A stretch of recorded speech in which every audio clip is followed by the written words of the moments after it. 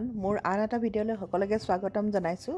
আজি আপোনালোকৰ ওচৰলৈ মই এটা নিমকিৰ ৰেচিপি লৈ আহিছোঁ, যিটো আমাৰ হোটেলত বিক্ৰী কৰা মচমচীয়া নিমকি, ডাঙৰ নিমকি। আৰু এই ডাঙৰ নিমকি বনাবলৈ কাৰণে মই কেনেদৰে প্ৰস্তুত কৰিছোঁ আপোনালোকক দেখাই দিওঁ।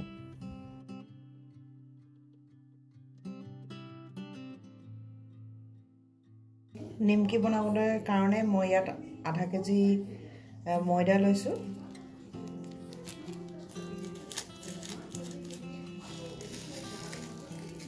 আৰু ইয়াত মই কালজিৰা এচামুচ জোখৰ দিছোঁ। আজোৱাইনো এনেকৈ দৰে দিছোঁ, যিটো আমি জনিগুটি বুলি কওঁ। চাহ চামুচৰ জোখৰে এচামুচ নিমখ। নিমকিটোত নিমখ অকণমান হ'লে খাই ভাল লাগে। আৰু লগতে 1 চাহ চামুচ বেকিং পাউডাৰ আৰু 2 টেবুল চামুচৰ জোখাৰে মই ইয়াত চুজি অলপ মিহলি কৰি দিছোঁ। আৰু চুজি কিয় দিছোঁ সেইটো আপোনালোকক মই পিছত জনাই দিম বাৰু। এতিয়া ইয়াত আমি 4 টেবুল চামুচ ৰিফাইন তেল দিছোঁ। আৰু আপোনালোকে যিকোনো ব্যৱহাৰ কৰিব পাৰিব, ডালডা ঘিউ বা গৰু ঘিউ হওক বা ডালডা ঘিউ, আৰু মই ৰিফাইন তেলো দিব পাৰিব।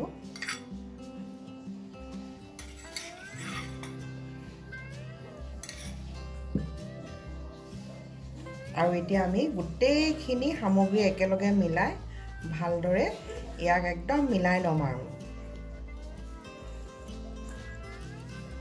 আৰু এনেদৰে আমি ভালদৰে একদম এনেকৈ হাতেৰে যিমান জোৰ আছে আপোনালোকৰ তেনেকৈ একদম মিলাই ল'ব। আৰু গোটেইখিনি ভালদৰে ৰিফাইনখিনিৰ লগত যাতে মিলি যায় ময়দাখিনি, আমি এনেদৰে ইয়াক সানিব লাগিব।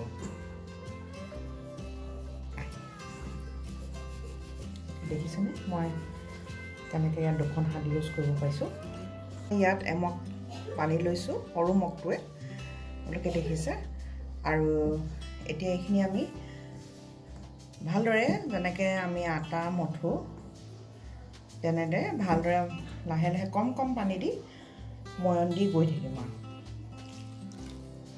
আৰু ময়দাত সৰহ পানী দিলে আপোনাৰ প্ৰথমে ঢিলা হৈ যাব পাৰে, সেইকাৰণে এনেদৰে দিব, যাতে অলপ অলপকৈ পানী দিব আৰু এনেদৰে অলপ অলপকৈ দি দি ময়ন দি দি গৈ থাকিব।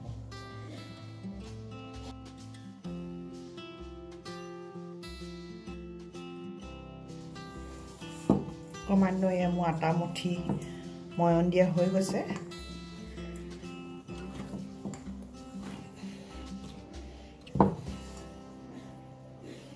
আৰু অকণমান পানী দি ইয়াক মাৰি দিওঁ।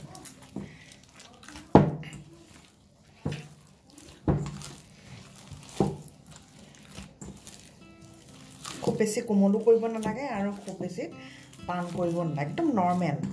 আমি যেনেদৰে ৰুটি বনাব কাৰণে আমি যেনেদৰে মঠো তেনেকৈ মঠিব লাগিব। এয়া আমাৰ ময়দা মঠি লোৱা হৈ গ'ল, মোৰ ময়ন দিয়া হৈ গ'ল। আৰু দেখিছেনে মই ইয়াত দিয়া কচিটোতে আপোনালোকে গম পাইছে ময়দাখিনি মই কেনেদৰে ময়ন দিছোঁ। আৰু খুব বেছি টানো হোৱা নাই আৰু খুব বেছি কোমলো হোৱা নাই। এতিয়া আমি ইয়াক 15 মিনিটৰ কাৰণে ঢাকি ৰেষ্টিঙত থৈ দিম। এতিয়া ইয়াক আমি পূৰা 15 মিনিট নালাগে, আপোনাৰ 10 মিনিটৰ কাৰণে হ'লেও ইয়াক ঢাকি আমি আৰু ৰেষ্টিঙৰ কাৰণে ইয়াক থৈ দিম। এতিয়া আমি ইয়াত পেষ্ট এটা তৈয়াৰ কৰি লওঁ। আমি প্ৰথমে ইয়াত গৰু ঘিউ 4 চামুচ, আপোনালোকে ৰিফাইনো দিব পাৰিব, মই গৰু ঘিউৱে দিছোঁ। ইয়াত 4 চামুচ আপোনাৰ গৰু ঘিউ লৈছোঁ আৰু অলপ ময়দা।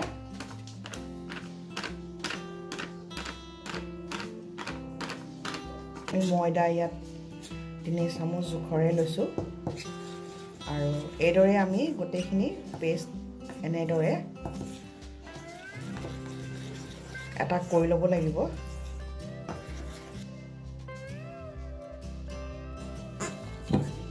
এতিয়া আমি আকৌ এবাৰ এইখিনি ভালদৰে ময়ন দি লওঁ।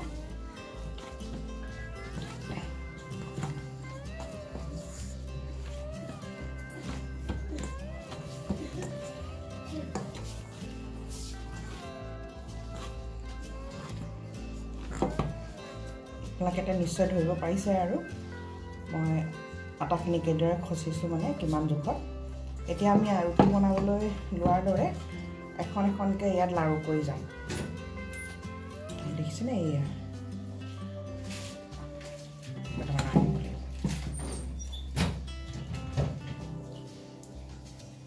এনেকৈ আমি লাড়ু লাড়ু কৰি যাম। এতিয়া আমি এনেদৰে ৰুটি বনাৰ দৰে এখন এখনকৈ ৰুটি বেলিব লাগিব। আৰু ৰুটি বেলাৰ পাছত আমি আপোনালোকক আগতে দেখুওৱা এনেদৰে পেষ্টটো লাহে লাহে ৰুটিখনৰ ওপৰত আপুনি চাৰিও কিনাৰে সানি মাজতো ভালদৰে লেপি দিব লাগিব। এতিয়া মই দেখিছে নহয় মই কেনেদৰে এইটো কামটো কৰিছোঁ। এনেদৰে আপোনালোকে চাৰিওফালে ৰুটিখনত লগাব লাগিব।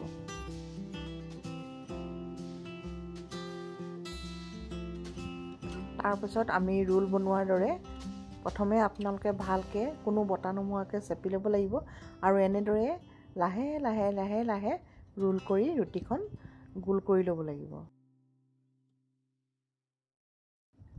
আৰু এনেদৰে কটাৰী এখনেৰে আমি ৰোলটোত মাজে মাজে কাটি কাটি পিচ কৰি যাব লাগিব। আপোনালোকৰ নিজৰ জোখমতে কৰিব। যদি অলপ ডাঙৰকৈ বনাবলৈ বিচাৰে নিমকিখন তেনেহ'লে ইয়াৰ পিচটো ডাঙৰ কৰিব লাগিব আৰু যদি সৰু সৰুকৈ বনাব বিচাৰে তেনেহ'লে আমি সৰু সৰুকৈ কাটিব লাগিব।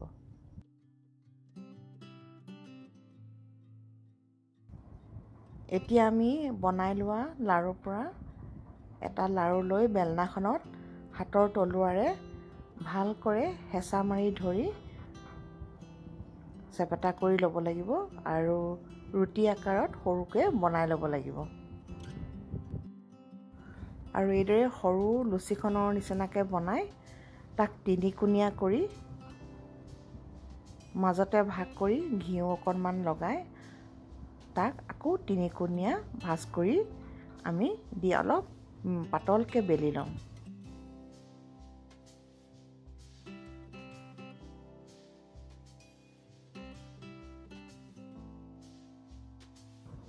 আৰু এইদৰে আমি লাহে লাহে এখন এখনকৈ নিমকি বেলি প্ৰথমে সাজু কৰি ল'ম। আৰু আপোনালোকক মই আগতেই কৈছিলোঁ মই চুজি কিয় দিছোঁ। আচলতে চুজি দিলে নিমকিখন খাবলৈ বহুত মচমচীয়া হয়। এইদৰে আমি গোটেইখিনি এনেদৰে বেলি বেলি ঠিক কৰি ল'লোঁ আৰু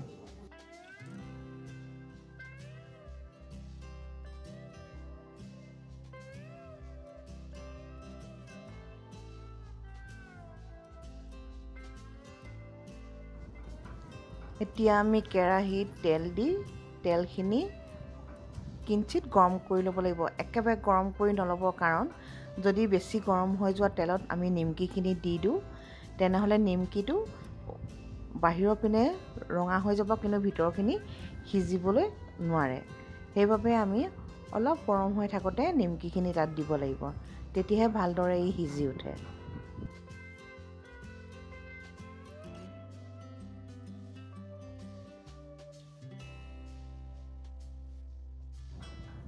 দেখিছেনে মোৰ নিমকিখিনি ইমান ধুনীয়া হৈছে। আপোনালোকক কেনেকুৱা দেখিছে বাৰু? আৰু বিশেষকৈ মচমচীয়া হৈছে। এয়া আপোনালোকক ভাঙি দেখুৱালোঁ, একদম কিনা নিমকি নিচিনা। আৰু মোৰ এই ৰেচিপিটো আপোনালোকে নিশ্চয় ভাল পাইছে। আৰু যদি ভাল পাইছে তেনেহ'লে প্লিজ লাইক, শ্বেয়াৰ, কমেণ্ট আৰু ছাবস্ক্ৰাইব কৰিব।